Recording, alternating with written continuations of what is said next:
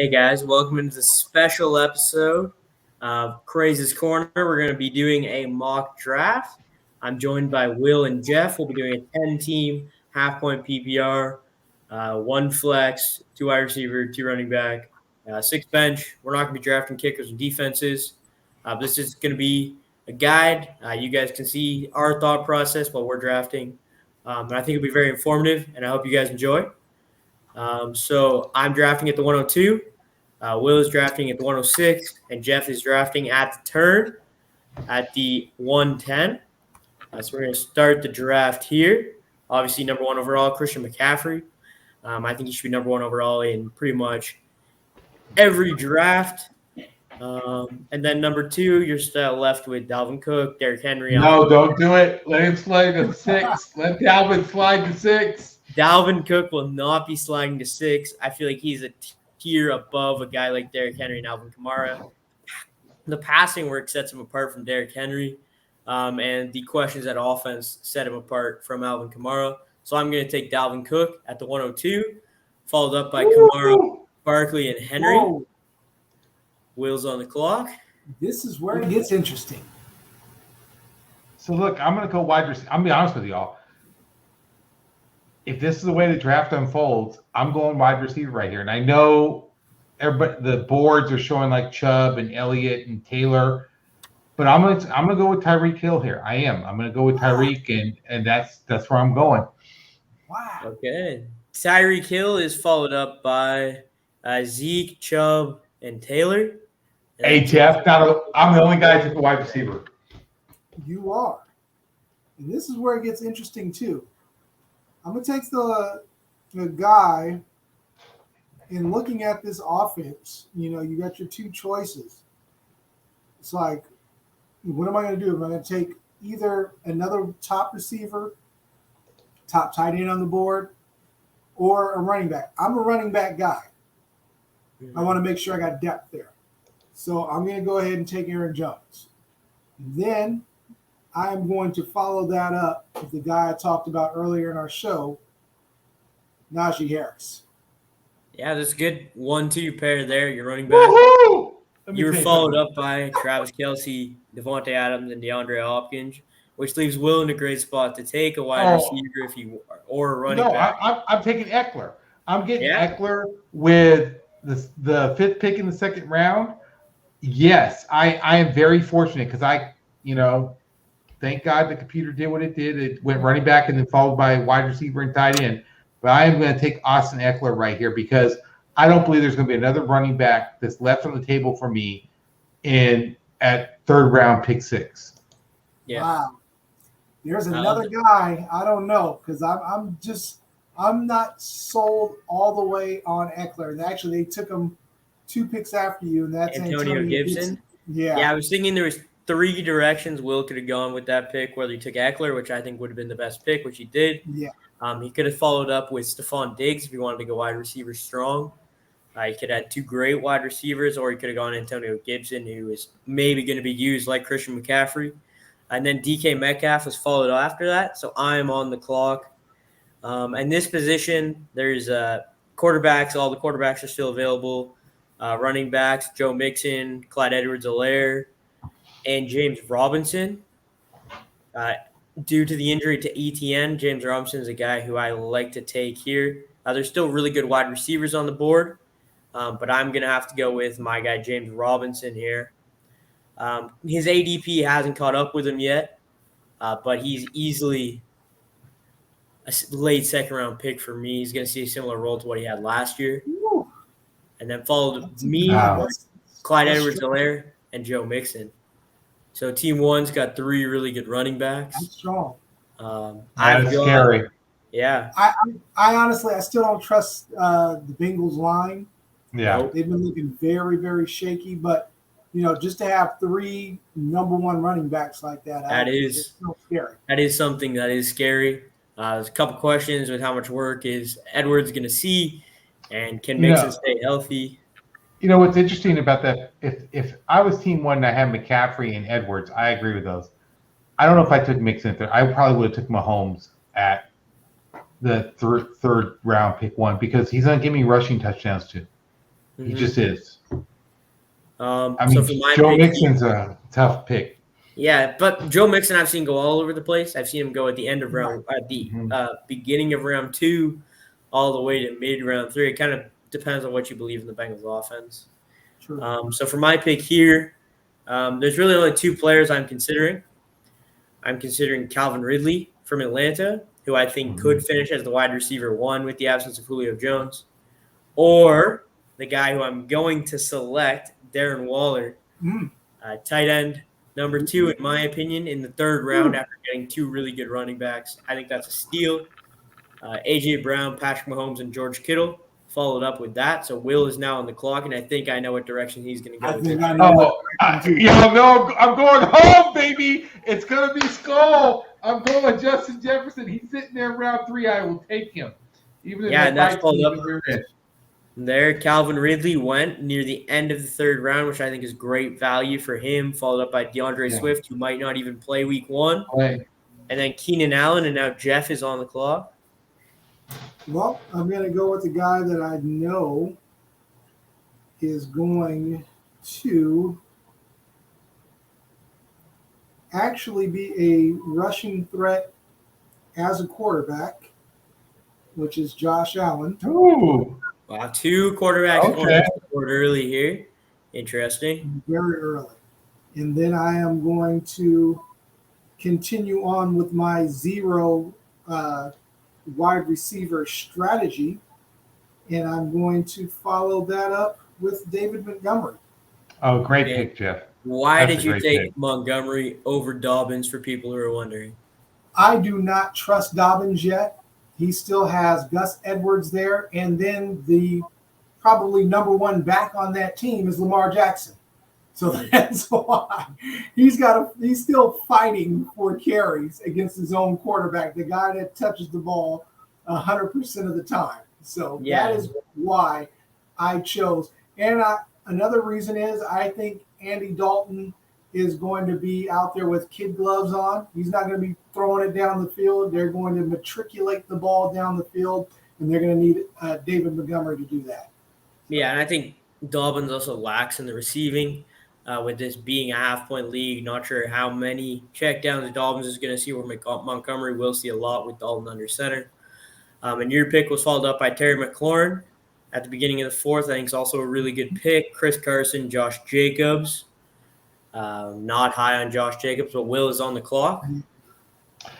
And looking at the board, I think there's a lot of wide receiver depth left.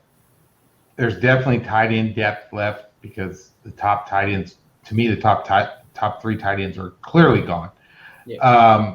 So I'm going to go with Dobbins. Because I think there's a jump. When I look at the rest of the running backs, especially with Henderson's injury and the Rams trading for Sonny Michel, I'm not big on Kareem Hunt. I don't know what the hell's going on with Atlanta, to be honest with you. If Henderson was healthy, I would have took Henderson here. But the Rams trade really worries me. So I'm going to go with Dobbins, because the one thing about Baltimore is at some point in the season, they start running the ball. It's just who they are. It's who Harbaugh is. He's going to run that ball, and he's going to run it and let his defense win the game. So I'm going to go with Dobbins, because I think he pays off in the last half of the season. Yeah, and I think having 2 wide receivers in your first 3 rounds, following it up with Dobbins in the 4th round, I think is great value. You needed another running back there. So I think that's a really good pick to pair with Eckler, and then having Justin Jefferson and Tyreek Hill. It's a really good start to your draft. And then we have Mike Evans, Chris Godwin, and Miles Sanders go off the board. I'm not quite sure why Miles Sanders is going to do this year. I love the talent, but the Eagles kind of scare me. He's never really been used as that 3-down back, and I'm not sure that's going to start this season. Who he's been a guy who I've kind of been avoiding. So at this pick here, I'm probably going to go wide receiver. There's 3 guys I really like here. I got Allen Robinson, who's the wide receiver 1, can easily finish as a top 10. CeeDee Lamb, who has a super high upside, and Julio Jones, who also has that upside. But as my wide receiver 1, I'm going to go with the safe pick and hope one of the other 2 falls back to me. And I go with Allen Robinson here, because he's clear-cut number one on his team. Oh, yeah. That's kind of why I went. And now I'm stuck with the conundrum of Julio Jones or CeeDee Lamb here. Just looking at the other positions, why I'm going wide receiver here. The running backs, Myles Gaskins, Kareem Hunt, Mike Davis, Chase Edmonds, Javonte Williams. No one's really standing out to me. I already have a really good tight end. So I'm going to go wide receiver here. I'm going to take CeeDee Lamb. He does have COVID. He's on COVID protocol right now, but he's fully vaccinated. And with the upside that he could be the wide receiver one with a healthy Dak Prescott as my wide receiver two, I love me some CeeDee Lamb. I heard that. CeeDee Lamb was followed up by his partner in crime, Amari Cooper, Cooper Kupp, Kyler Murray, and then Will is on the clock. So I'm going to go Lamar here because I think he gives me – I'm looking at everybody else on this board. I'm a little leery of Julio. I think Julio will do okay, but it's not like he's the only player on that team, and that makes me nervous. Kyle Pitts, honestly, I don't think he should be this high. And it may come back to bite me. I just don't think he should be that high. I'm not going with DJ. Right? I'm looking at this, what's available. There's nobody. If I'm looking at talent level and who may score me enough points, I'll be honest with you. I'm thinking, do I take Lamar here or do I take Russell Wilson? If you didn't have Jefferson, would you look Thielen's way in the 5th round? No, because I'm not sure Thielen can say. Look, he got hurt 2 plays into the preseason game.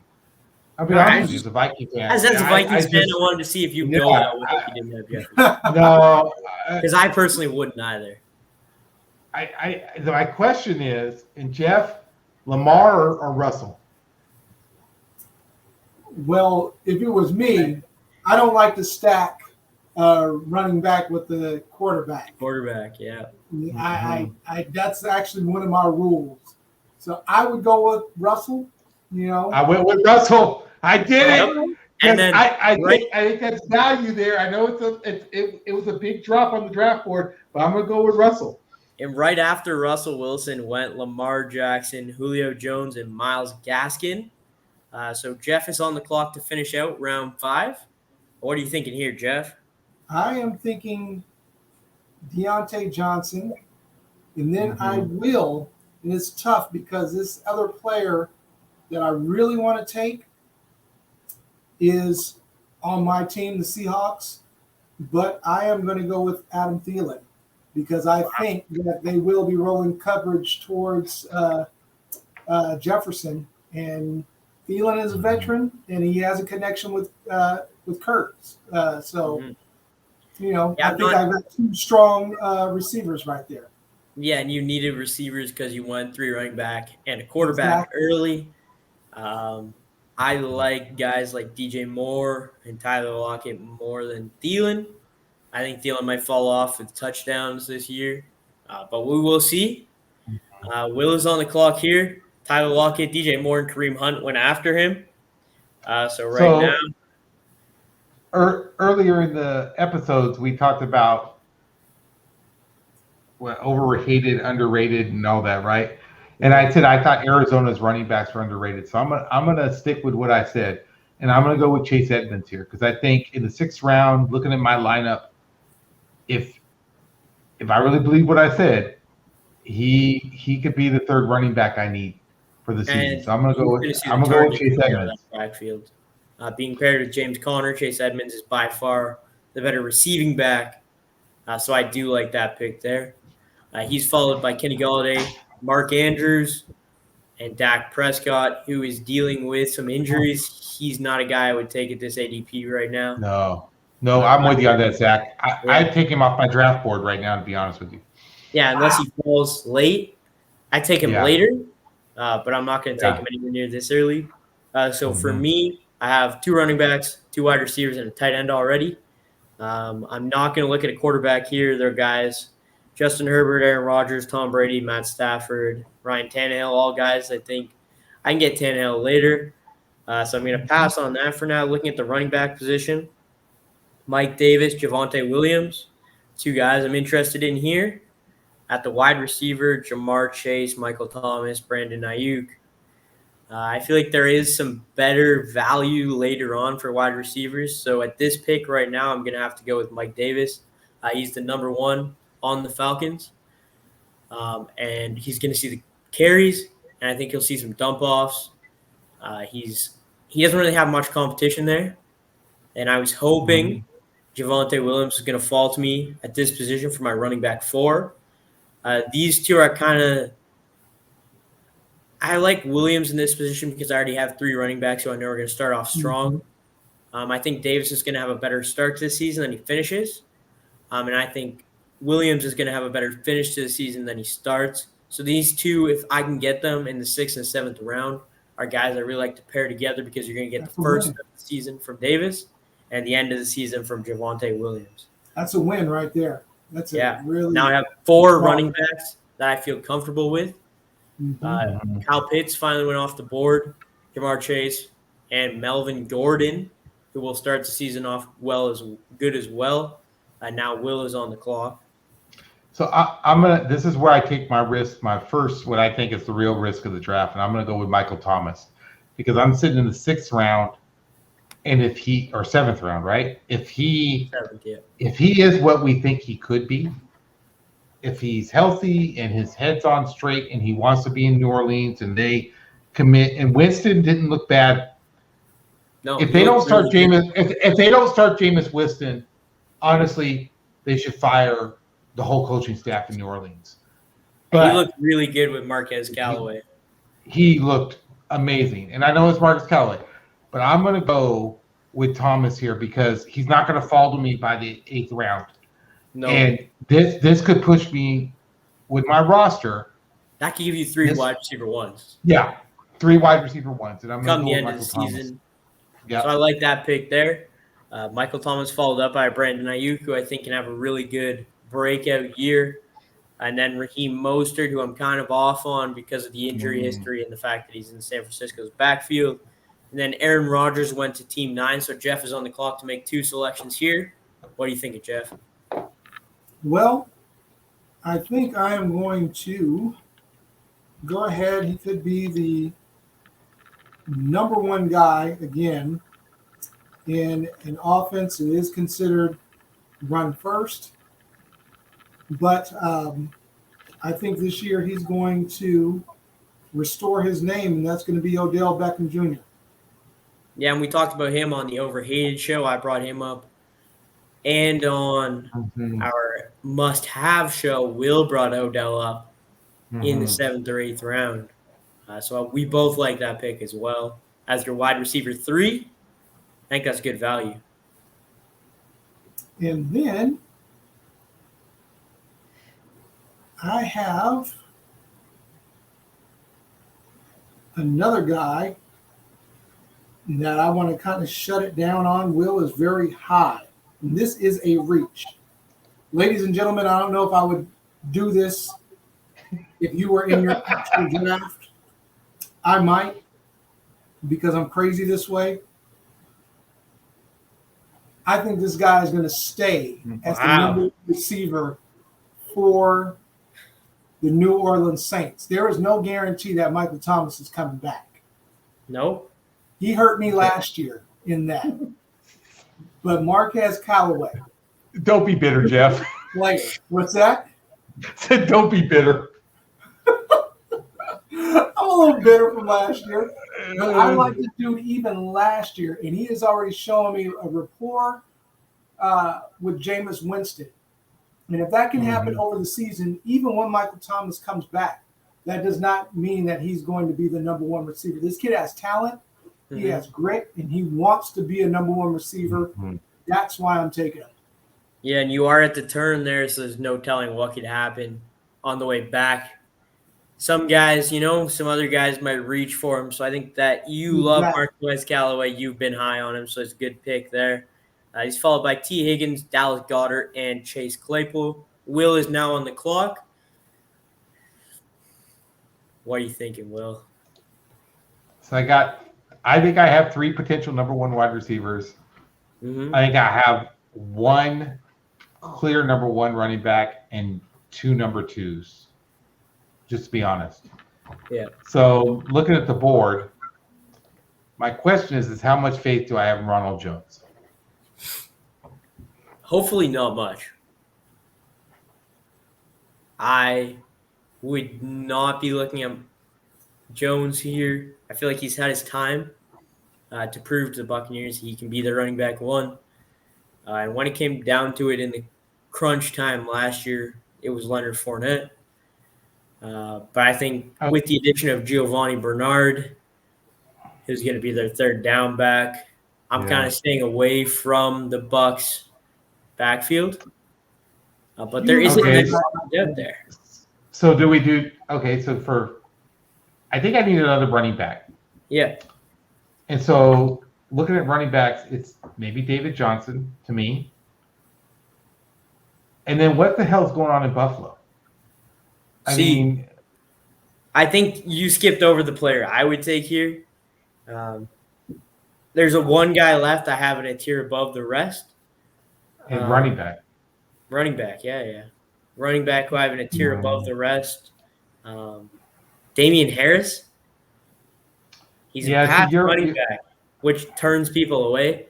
But with Sony Michel gone, I'm excited for Damian Harris in the ninth. Very true.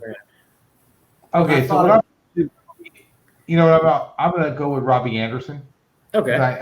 I like Robbie Anderson. And so if I'm unsure about my running back, I'm going to go ahead and go in with a wide receiver that backs me up if Michael Thomas is not who I think. And then you can always go running back and see who falls to you next time. I love Robbie Anderson as a Panthers fan. He was probably going to be my pick if he fell to me. And then Ronald Jones did just go, and Zach Moss was the Buffalo running back you were talking about. Who's going to start there? No one's really sure. Right. You just don't know what's Buffalo's running back going to be 5 weeks into the season. You don't know. It's going to be whichever one's still healthy. Yeah. Will that be Zach Moss? Or will it be Devin Singletary? We're not sure. And Singletary's actually been looking really good during the preseason. He did a lot of work in the offseason, and you can see it paying off. So looking at my team here, I'm on the clock. I got 4 running backs, a tight end, and 2 wide receivers. I don't have a quarterback yet, but looking at the board, 8 of 10 teams already have a quarterback, so I think I'm going to pass on that position for now. I'm going to look at the wide receiver position. There's guys Courtland Sutton, DJ Chark, Jerry Jeudy, Deebo Samuel, but there's my guy available still, Brandon Cooks, wide receiver 1 for the Houston Texans. He's going to see the targets. I talked about him on my must-have. And he is a big must-have for me this year. And then I'm looking at other available players still, checking in on the quarterback situation. There's still Tom Brady, Ryan Tannehill, 2 guys I really love, so I'll probably pass on that for now.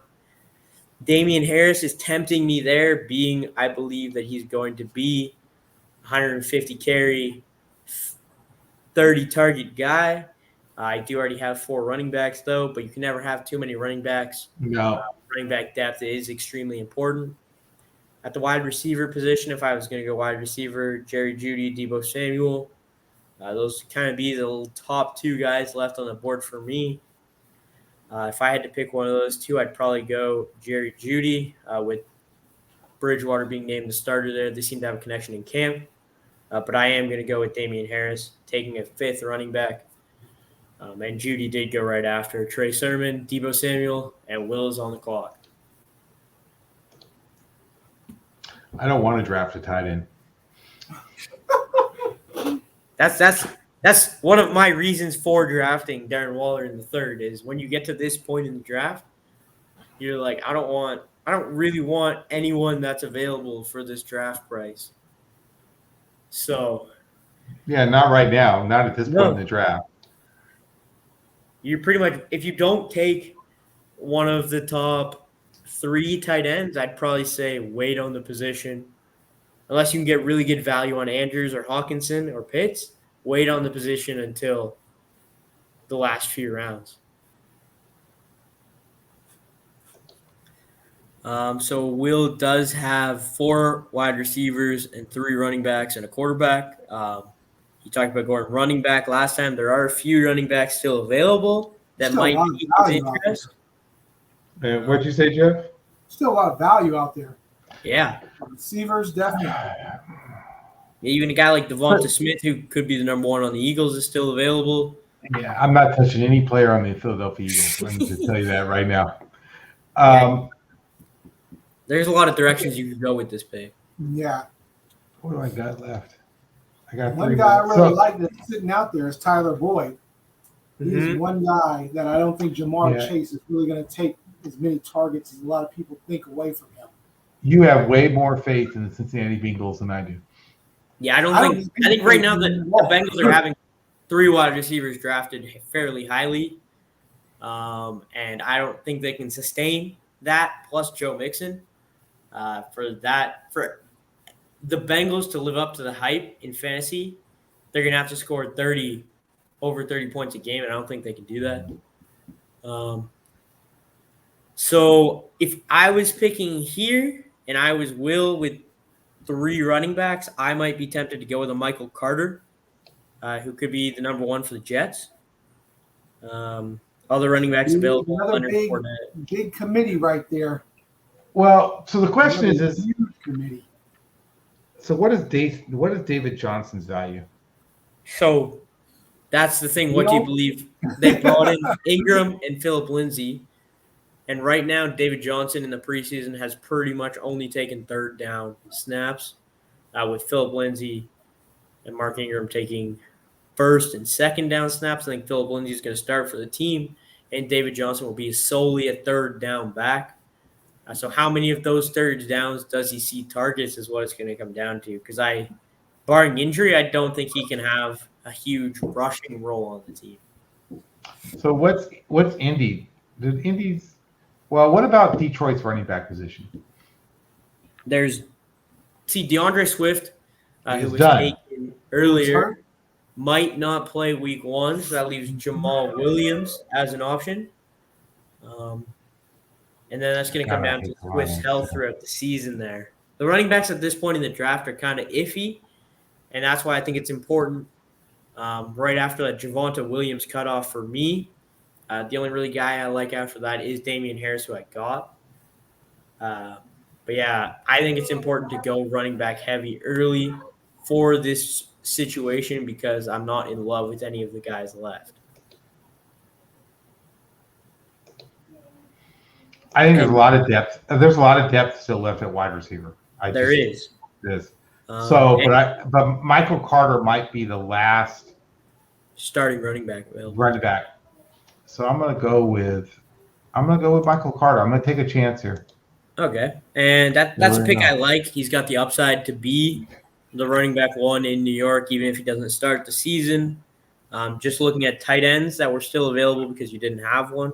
Noah Fant, who is dealing with an injury right now. Logan Thomas, maybe not super high on. Robert Tonyan is going to be touchdown dependent. Mike Gesicki, Tyler Higbee, Gronk, Irv Smith, Hunter Henry. The tight ends are kind of – no one's jumping off the board to me. And then guys that went after you, Noah Fant, Tom Brady, and Leonard Fournette. So another tight end board. And now Jeff is on the clock here. He has 3 running backs, 4 wide receivers, and a quarterback. Who are you going with here, Jeff? I'm a little upset with Will for taking Michael Carter. I was hoping he was going to fall to me. I do need a little stability back there. I've got 3 decent running backs, but I always wanted to have a wild card for later in the season. Right now, I'm just picking, who I think is one of the best talents left on the board, and that's Devonta Smith because he still could be the number 1 receiver. I'm kind of surprised you didn't go Tyler Boyd there. I thought that's where you were heading with your talking. I thought you were heading toward 3 other guys versus 2 tight ends and just the actual number 1 pick, their first pick in the draft. So that's who I'm feeling they're going to be looking at trying to get something going with. And then just gotta hope it's not a Jalen Reagor situation from last year where he was there. I'm hoping not either. But now I've got enough receivers where I should be pretty good. Yeah. So you do. The next thing that I'm going to do is I'm going to grab my handcuff just in case Aaron Jones gets hurt. and that is A.J. Dillon. I think handcuffs are something that when you have a workhorse, there's something you definitely have to look at. Yep. Because when that guy goes down, you need a guy to step up and fill in, especially if you don't have the depth at the position. So I like that A.J. Dillon pick there. Jarvis Landry, Will Fuller, and Tyler Boyd went off the board, and now Will is on the clock. David Johnson is still there, who you talked about. Tight ends are pretty much all still there. There's some wide receivers available. What are you thinking here, Will? I'd like to petition to sell my team. Okay, so I'm going to take a risk here at wide receiver, and I like him. I liked him the last couple of years. I think there's potential there, and I'm hoping maybe I get lucky. I'm going to go with Marquise Brown from Baltimore. Okay, I mean, he's got the upside. I had him in Dynasty, and he kind of never really materialized to me. So I'm trying to weigh on the hope that this year so that someone would hope that this year could be his year. But in the 10th round, you're not really giving up too much for that chance that he can break off a touchdown game. David Johnson, Laviska Shenault, who I think is another person, year 2 wide receiver who could break out with Trevor Lawrence, and then Jalen Waddle. So that leaves me in a position here where I'm kind of looking at the quarterback position right now. Best available running backs, James Conner, Kenyon Drake, Devin Singletary, Gus Edwards. No one really jumping out. Wide receivers, you got Curtis Samuel, Antonio Brown, Mike Williams, Corey Davis, who I do really like there.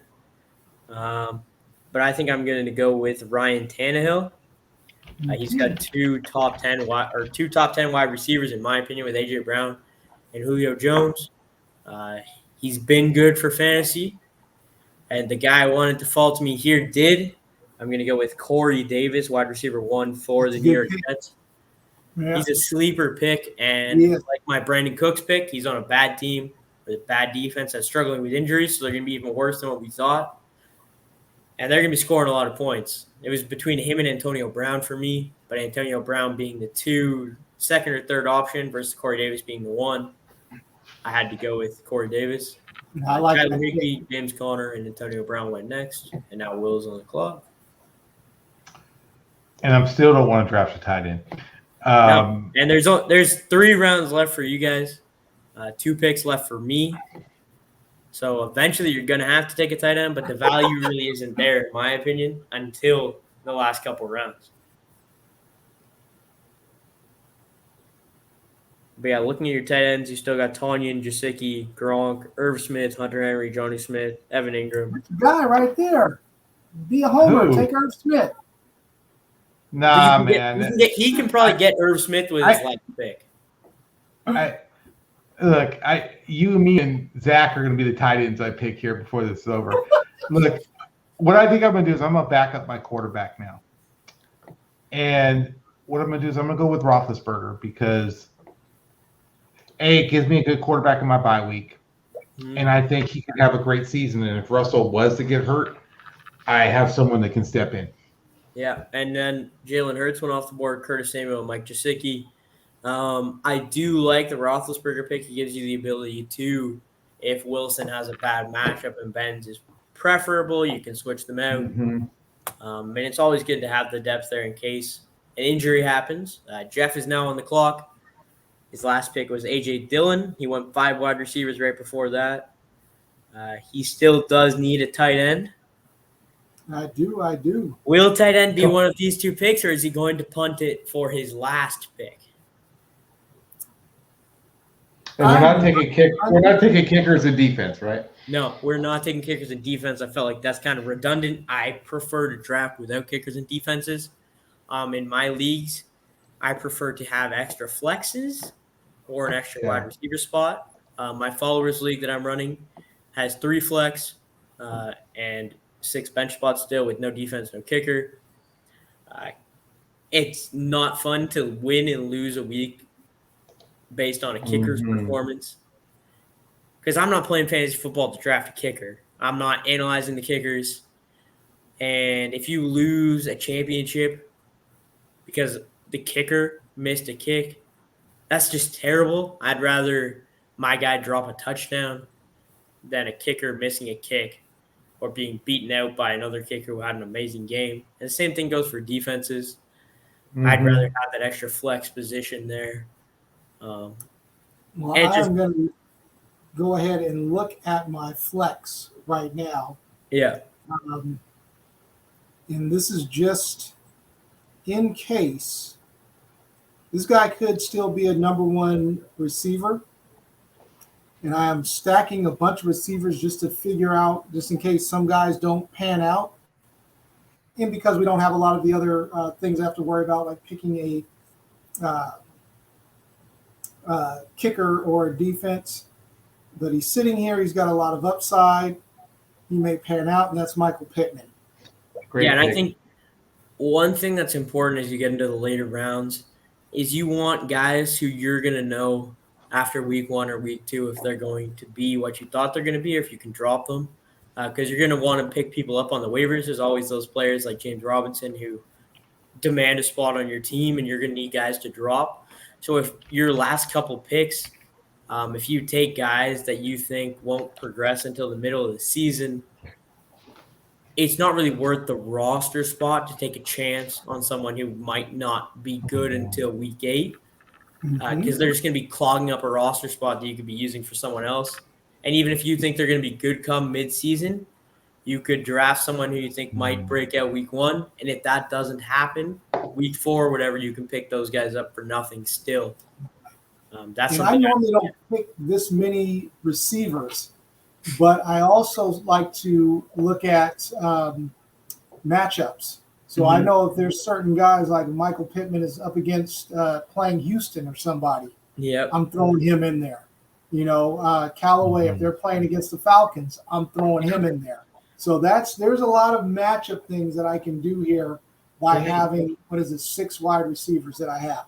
Now I'm going to go ahead and hurry up and just get my targeted tight end. I was waiting for him to fall. He has been having an amazing rapport with Jalen Hurts. And that way I can make sure I have the Eagles either their top receiver or their top tight end. I'm going to have the top. I don't think it's going to be Dallas Goedert. I think it's either going to be Zach Ertz or it's going to be Devonta Smith. So I'm taking Zach Ertz. The other thing that could happen, he could be traded to a tight, needy team by the middle of the season as well. But I believe that he is out to prove that he can still play this year. So that's why I'm taking Zach Ertz. Yeah, with the late pick, you're obviously going to come to see week 1 whether he's going to be the guy or not. So you can even drop him after week 1 if you think there's another guy you want. Their tight ends, like I said, there's not really much there come the later rounds. It's going to be guys that are going to have decent weeks, and then they're going to put up duds. That's really what you get out of the tight end position back here. Devin Singletary went off the board right after you, who could be the running back 1 in Buffalo, but no one really knows. And then Robert Tonyan went off the board, and Kenyon Drake. So Will is back on the clock. And I still don't want to draft a tight end. Oh, boy. So you know what? I'm going to draft a tight end right now. And I'm going to draft on history. Gronk? Because I'm going to go with Gronk. I am. I'm just – look, it's the 12th round. It's my first tight end. He finished as the tight end 8 in standard and 10 in PPR last season, and he only played, half the season? So I'll take that right now. Yeah. I think that as your tight end 1 this late, I feel like that's really good value. Then after you went Joe Burrow, Trevor Lawrence, and Mike Williams. There's 2 guys I went with my last 2 picks. Gus Edwards, if I didn't have Dalvin Cook, Gus Edwards would probably be the direction I'd go with this pick. But I do have Dalvin Cook. So the only player that makes sense to me to fill out this position right here is Alexander Mattison, being the handcuff for Dalvin Cook. If Dalvin Cook gets hurt, I know Alexander Madison's going to have that number 1 role. Michael Gallup went off the board, and then Gus Edwards went off the board again. And then I'm going for one of my must-haves, Russell Gage. I think as my last positional pick, I love what I'm getting from Russell Gage, wide receiver 2 on the Falcons. So that makes out my team to be Ryan Tannehill at quarterback, Darren Waller at tight end. My running backs are Dalvin Cook, James Robinson, Mike Davis, Javonte Williams, Damian Harris, and Alexander Madison. Nice squad. It's a really nice squad. My wide receivers aren't as deep. I got Robinson, Lamb, Cooks, Davis, and Gage. 4 wide receiver 1 on their teams, and a really good wide receiver 2. So I really like the way this draft's turned out for my team. After me went Pollard, Ruggs, and Irv Smith. And now Will is on the clock with his last positional pick. And I'm thinking. Yeah, there's still some values on the board. You brought up a Jamal Williams earlier as a wide. He's a running back you could start week 1 if Swift doesn't play because he's going to see that role. It's the Lions, though. Lindsey's out there. There's even wide receivers: Darnell Mooney, McCole Hardman. So I'm gonna take Hardman because if something happened to Tyreek Hill, he seems like that. Yeah, it's like we handcuff running backs. For the Chiefs offense, you may have to handcuff this wide receiver tandem because if Hill did go down at all, COVID, anything, Hardman's the one that's going to fill the role, right? Yep. And so I'm going to go with Hardman to cover me on the Chiefs offense. And then after you went Nyheim Hines, Darnell Mooney, and Jamal Williams. So Jeff is on the clock, but first let's break down Will's team. So Will has Russell Wilson and Ben Roethlisberger as his quarterbacks. Tight end is Rob Gronkowski. For running backs, he's got Austin Eckler, J.K. Dobbins, Chase Edmonds, Michael Carter.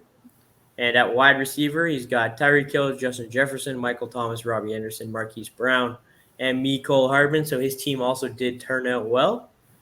Final thoughts on your team there, Will? You happy with the way your draft turned out? Yeah, I think it's hard, but I think these drafts are showing how hard is it to be in the middle of the draft. Because if you're picked 6 or 7, you're kind of in no man's land because we all know there's going to be runs on the running backs. Mm-hmm. So then you're in this weird position of wide receiver, running back. And then looking at the way this draft went, to be honest with you, I like getting Tyreek Hill.